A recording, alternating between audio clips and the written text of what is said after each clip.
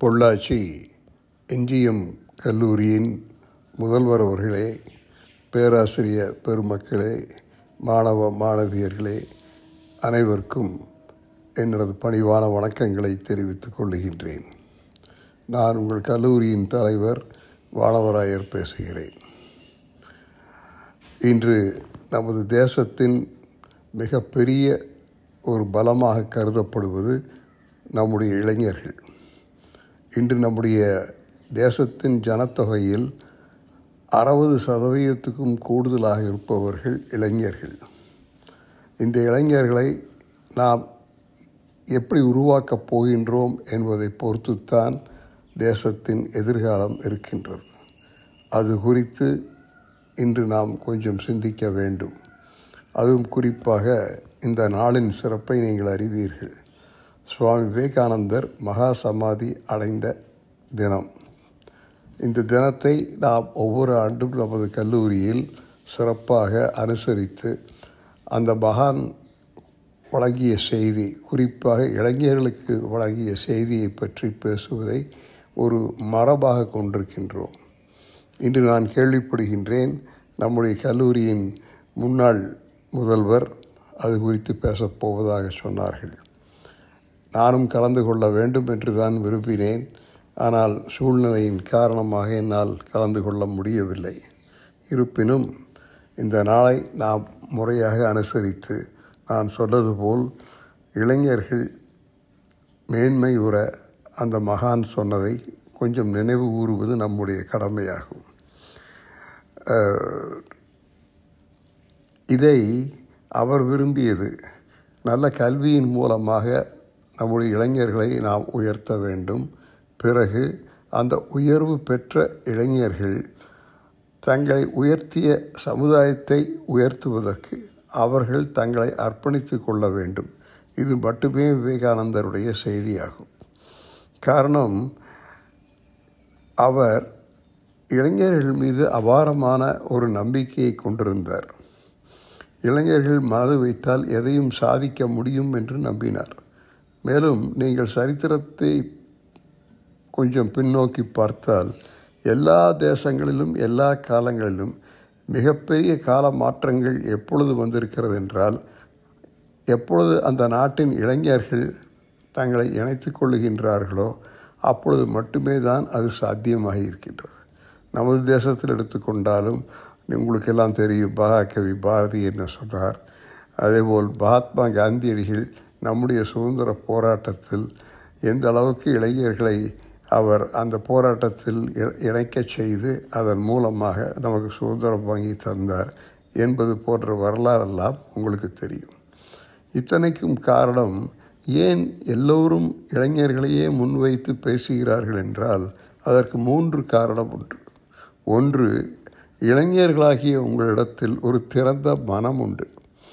எந்த ஒரு புதிய கருத்தை யார் சொன்னாலும் அதை மனமுவந்து ஏற்றுக்கொண்டு பரிசீலித்து அதில் உண்மை இருக்குமே ஆனால் அதை பயன்படுத்தி கொள்ள வேண்டும் என்கின்ற ஒரு திறந்த மனம் இளைஞர்களாகிய உங்களிடத்தில் உண்டு. அதேபோல் அடுத்தாற்போல் உங்களுள் அளவற்ற அறிவும் ஆற்றலும் புதைந்து கிடக்கின்றது. அதை நீங்கள் அறிந்து கொள்ள வேண்டும்.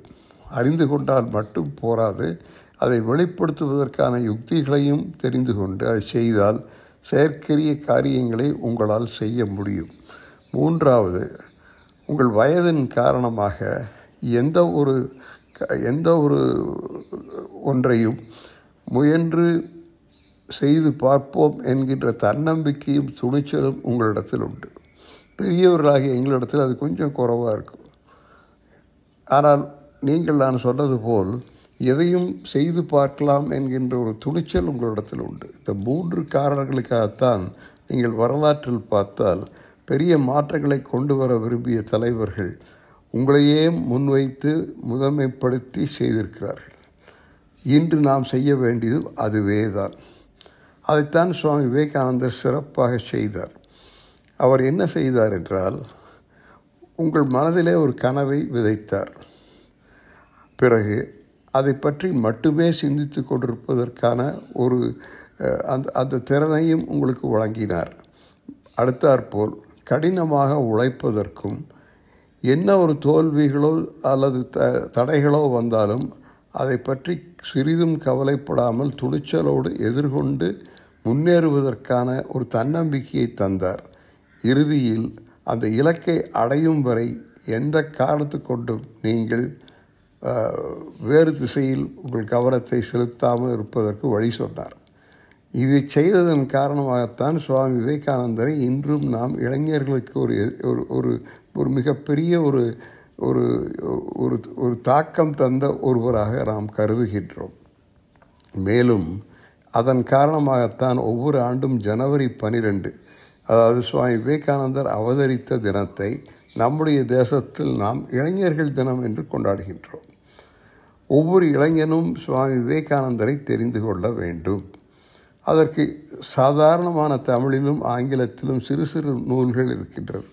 அவற்றை வாங்கி படித்து அந்த மனிதனுடைய வாழ்க்கை வரலாற்றை தெரிந்து கொள்ள வேண்டும். அது மட்டும் போதாது, அவர் வழங்கிய செய்தியையும் தெரிந்து கொண்டு அதற்கேற்ப வாழ்ந்து சாதனையாளர்களாக உருவாக வேண்டும். அந்த நல்ல நோக்கத்தில்தான் நமது கல்லூரியில் ஒரு 6 அடி உயரத்துக்கான ஒரு வெண்கல சிலை விவேகானந்தருக்காக வைத்திருக்கின்றோம். ஒவ்வொரு நாளும் நீங்கள் கல்லூரிக்கு வந்தவுடன் அங்கே சென்று பார்த்து ஒரு நிமிஷம் கண்ணை மூடி அந்த மகானிடத்தில் நீங்கள் என்ன சொல்ல வேண்டுமானால்,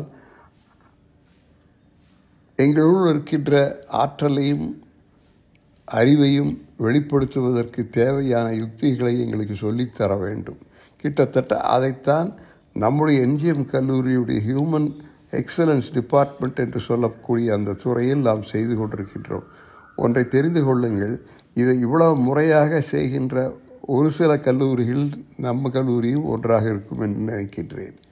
ஆகவே பாடம் படிப்பு அதெல்லாம் ஒரு பக்கம் இருந்தாலும் நம்முடைய ஆளுமை திறனை வளர்த்தி கொள்ள வேண்டுமானால் அந்த ஹியூமன் எக்ஸலன்ஸ் டிபார்ட்மெண்ட்டை நீங்கள் நல்ல முறையில் பயன்படுத்தி கொள்ள வேண்டும். அதற்கு நல்ல ஆசிரியர்களை நியமித்திருக்கின்றோம். அந்த வகுப்பில் நீங்கள் விரும்பி சென்று தெரிந்து கொண்டு புறத்தில் நம்மை உயர்த்தி கொண்டால் மட்டும் போதாது, அகத்திலும் நம்மை உயர்த்தி கொள்வதற்கு என்ன வழி என்பதை அங்கு சொல்லித் தருவார்கள். தியானம், யோகம் இவற்றையெல்லாம் சொல்லித் தருகிறார்கள். இவற்றையெல்லாம் அலட்சியப்படுத்தாமல் நீங்கள் அத்தனையும் தெரிந்து கொள்ள வேண்டும் என்பதுதான் நான் விரும்புவது. பிறகு இன்று தேசம் மிகப்பெரிய சவால்களை சந்தித்து வருவதை நீங்கள் அறிவீர்கள். ஆகவேதான் சுவாமி விவேகானந்தர் சொன்னார், இந்த சவால்களை எல்லாம் சந்திக்க வேண்டுமானால் அது இளைஞர்களுடைய மனதில் அந்த சவால்களை நாம் சொல்லியாக வேண்டும். பிறகு அதையெல்லாம் சந்தர்ப்பங்களாக மாற்றுவதற்கான யுக்திகளையும் நாம் சொல்லித்தர வேண்டும் என்று விரும்பினார். உங்களிடமிருந்து நல்ல தலைவர்கள் உருவாக வேண்டும். இன்றைய மாணவர்களாகிய நீங்கள் இன்னும் சில காலங்களில் இந்த தேசத்தை வழிநடத்தி செல்லுவதற்கான பொறுப்பு மிக்க தலைவர்களாக உருவாக வேண்டும் என்று அவர் விரும்பினார். அது குறித்து அவர் நிறைய பேசியிருக்கிறார்.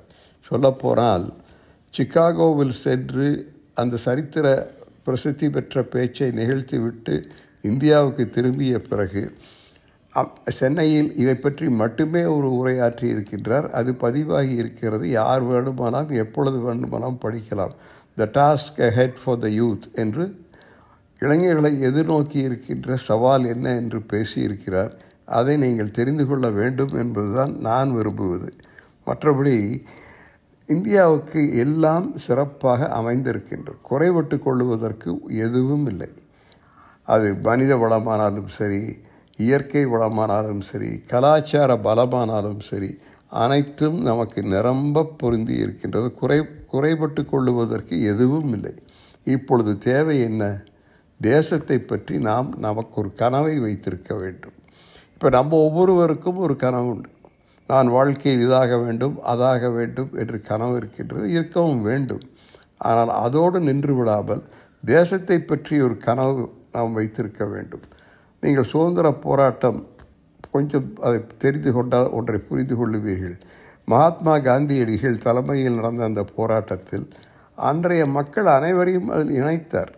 அது ஒரு மக்கள் இயக்கமாக மாற்றித்தான் சுதந்திர போராட்டம் உலக பிரசித்தி பெற்ற போராட்டமாக உருவாகி சத்தியம், தர்மம், அஹிம்சை என்கின்ற முறையில் மட்டுமே சுதந்திரம் வாங்கிய பெருமை நீங்கள் தெரிந்து கொள்ள வேண்டும். இப்பொழுது தேவையும் அதுதான்.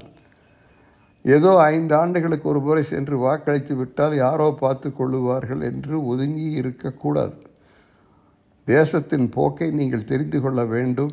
மாற்றங்களை எப்படி செய்வது, எங்கிருந்து தொடங்குவது என்பதையும் நீங்கள் அறிந்திருக்க வேண்டும். இதற்கெல்லாம் முதலில் இருக்க வேண்டியது நம்முடைய தேசத்தை பற்றி நமக்கு ஒரு பெருமிதம் இருக்க வேண்டும். எந்த வகையில் பாரதம் மற்ற நாடுகளை காட்டிலும் உயர்வானது என்பதை நீங்கள் தெரிந்து கொள்ள வேண்டும். அதை பற்றி கொஞ்சம் படிக்க வேண்டும். இந்த கலாச்சாரத்திற்கு இணையான ஒரு கலாச்சாரம் உலகத்தில் எங்கும் இல்லை என்று விவேகானந்தர் சொல்லுகிறாரே, அது ஏன் அப்படி சொல்லுகின்றார்? அவர் சொல்லுகின்றார் என்பது மட்டுமல்ல, நீங்கள் படித்து தெரிந்து கொள்ள வேண்டும். நம்முடைய எம்ஜிஎம் கல்லூரி நூலகத்தில் ஏராளமான நூல்கள் இருக்கிறது. நீங்கள் அவ்வப்போது சென்று அதையெல்லாம் கொஞ்சம் தெரிந்து கொண்டு இந்த தேசத்தை உயர்த்தியது யார், எப்படி என்பதை தெரிந்து கொள்ள வேண்டும். ஏனென்றால் இது ஒரு சாதாரண கலாச்சாரம் அல்ல, இது ஒரு ஆன்மீக கலாச்சாரம். ஆன்மீகமே நம்முடைய கலாச்சாரத்தின் அடித்தளம். ஆகவே இவற்றையெல்லாம் நீங்கள் கொஞ்சம் தெரிந்து கொள்ள வேண்டும். பிறகு ஒரு 5 அம்சத்தை நம்முடைய பாடத்திட்டத்தில் கொண்டு வர வேண்டும். முதல்வர் அவர்களும் பேராசிரியர்களும் இதை கொஞ்சம் கவனிக்க வேண்டும். A 5-point program to be integrated in our education. By doing this, believe me, we can empower our youth who will one day go to enrich the nation. இது சாத்தியம். இதை நாம் எம்ஜிஎம் கல்லூரியில் நம்முடைய ஹியூமன் எக்ஸலன்ஸ் டிபார்ட்மெண்ட் மூலமாக செய்து சரித்திரம் படைக்க வேண்டும் என்பதுதான் என்னுடைய விருப்பம். அதை செய்வதற்கு ஒரு 5 அம்சத்தை நான் சொல்லுகின்றேன், கொஞ்சம் கவனமாக கேளுங்கள். 1, பாரத தேசத்தின் பெருமையையும் அதனுடைய வரலாற்றையும் ஒவ்வொரு இளைஞரும் தெரிந்திருக்க வேண்டும். 2வது, அதை உருவாக்கிய மாமனிதர்கள் யார் யார் என்பதையும் தெரிந்து கொள்ள வேண்டும். 3வதாக, பாரத தேசத்தின் சுதந்திர போராட்டம், அந்த தியாக வரலாற்றை ஒவ்வொரு இளைஞனும் தெரிந்திருக்க வேண்டும். பிறகு இன்றைய 21வது நூற்றாண்டில் நம்முடைய இளைஞர்கள் சந்திக்க போகின்ற சவால்கள் என்ன, அவர்களுக்கு வழங்கப்படுகின்ற வாய்ப்புகள் என்ன என்பதையும் தெரிந்து கொண்டு சவால்களையெல்லாம் சந்தர்ப்பங்களாக மாற்றிக்கொள்வதற்கு தேவையான அந்த மனித வள மேம்பாட்டு கலையை நம்முடைய இளைஞர்களுக்கு சொல்லித்தந்து அவர்கள் அதை முற்பட்டு செய்வார்களே ஆனால் நம்புங்கள், அப்துல் கலாம் விரும்பிய இந்தியாவை நம்மால் விரைவில் காண முடியும். ஏற்கனவே இந்தியா ஒரு வளர்ச்சி பாதையில் போய்கொண்டிருப்பதை நீங்கள் அறிவீர்கள். இன்னும் 5-10 ஆண்டுகளில் இன்னும் மிகச் சிறப்பாக நாம் வருவோம். ஆசிய துணைக்கண்டத்தில் குறிப்பிட்டு சொல்லக்கூடிய ஒரு நாளாக நாம் வருவதற்கு அனைத்து சாத்தியத்தையும் நாம் பார்க்கின்றோம். ஆகவே இந்த நாளில் சுவாமி விவேகானந்தர் மகா சமாதி அடைந்த இந்த நாளில் அந்த மகானுக்கு நம்முடைய வணக்கத்தை சொல்லி அவர் நமக்கு வழிகாட்டியாக இருந்து நம்மளையும் உயர்த்தி நம்ம தேசத்தையும் உயர்த்த வேண்டும் என்கின்ற நல்ல நோக்கத்தில் தான் இது போன்ற நாட்களை இந்த ஜூலை 4ஆம் தேதியை நாம் அனுசரிக்கின்றோம் என்று கூறி இறுதியாக அவர் சொன்ன ஒன்றை சொல்லுகின்றேன், கவனமாக கேளுங்கள். There is only a layer of dust on the surface of India. Remove the dust, the Amar Bharat is always intact. அப்படியானால் என்ன சொல்ல வருகிறார் என்றால், இந்தியாவின் மீது ஒரு தூசி தான் படிந்திருக்கிறது. அந்த தூசியை ஊதி துடைத்து எடுத்து விடுங்கள். அழகான அமர பாரதம் என்றும் உலகத்திற்கு ஒரு வழிகாட்டியாக இருக்கும் என்று கூறி உங்கள் அனைவருக்கும் சுவாமி விவேகானந்தருடைய ஆசி நிரம்ப இருக்க வேண்டும் என்று வேண்டி என்னுடைய இந்த உரையை முடித்துக் கொள்கின்றேன். அனைவருக்கும் வணக்கம். நன்றி.